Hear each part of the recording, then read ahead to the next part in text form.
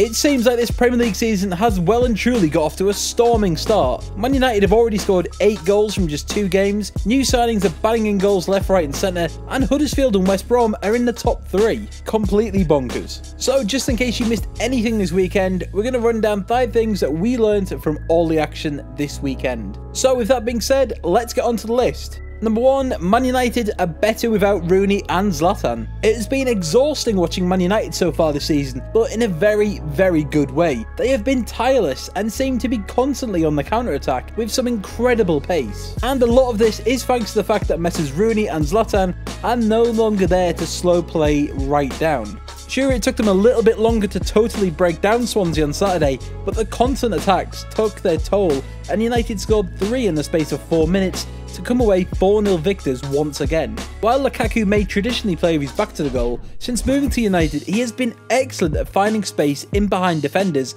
and gives Pogba and co plenty of options. Though bringing Zlatan back would be nice, Lukaku, Rashford and Martial are more than capable of leading United's line, especially with the slightly faster tempo that Mourinho's side are playing with this season.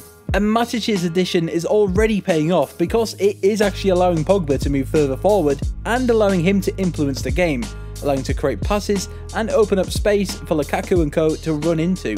Number 2, same old Arsenal. A right back at left back, a left back at centre back and a right winger at right back. It just doesn't make any sense what Wenger's doing. At least that's how they're lining up defensively. But going forward, Wenger is still pushing to play 3 at the back with wing backs, which his side clearly don't have the bodies for.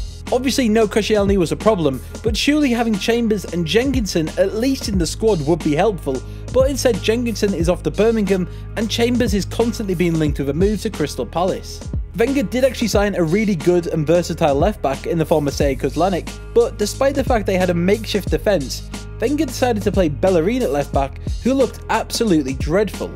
So how bad were Arsenal defensively? Well, Jesse Rodriguez managed to dance through them at least 3 times, with one of them taking on 4 players before taking a shot. His goals saw Arsenal completely exposed, though it was a very good finish.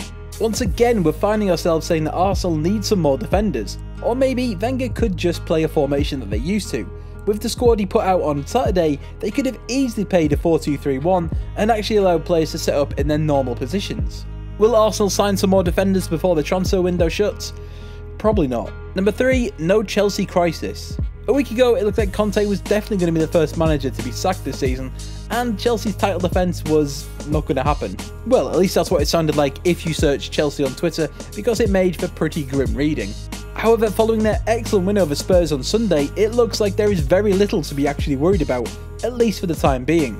Now, by no means did Chelsea look at their absolute best, but they were very decisive and composed in front of goal.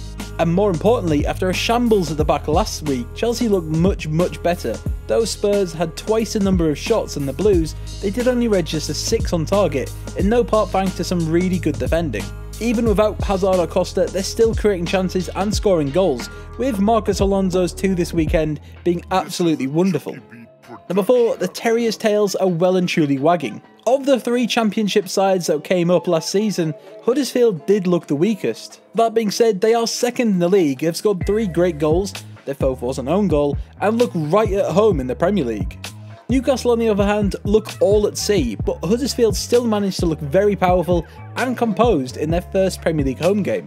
Aaron Murray was fantastic in a game that was, well, not fitting of the label of Super Sunday, but he was effective and he broke up pretty much every Newcastle attack, completed 83% of his passes and won 33% of his tackles. He was a true pain for Rafa Benitez's side to deal with, and we imagine that he's going into plenty of people's fantasy football teams for this weekend. Number 5, Liverpool look better at the back, but great going forward. After that rather crazy 3-3 draw with Watford last week, and the exciting win over Hoffenheim in the Champions League midweek, Jurgen Klopp decided to make a fair few changes to his squad. While they're hardly a stone wall at the back, they're making up for it by totally swarming opponents in true Klopp fashion. Especially with Andrew Robertson, who looked great against Crystal Palace. He completed 80% of his passes, attempted 10 crosses, and was a constant menace down the left flank. Even without Coutinho, Liverpool look very impressive going forward, and if they get enough money, they might as well just sell him. Mane, Firmino and a fit Sturridge look like a very effective front 3, and then Mohamed Salah offers even more options down either flank. And that's our list. What was your highlight from this weekend's action? Let us know in the comments below. Be sure to like and share this video, and why not hit that subscribe button and join Team Footy Feed right now.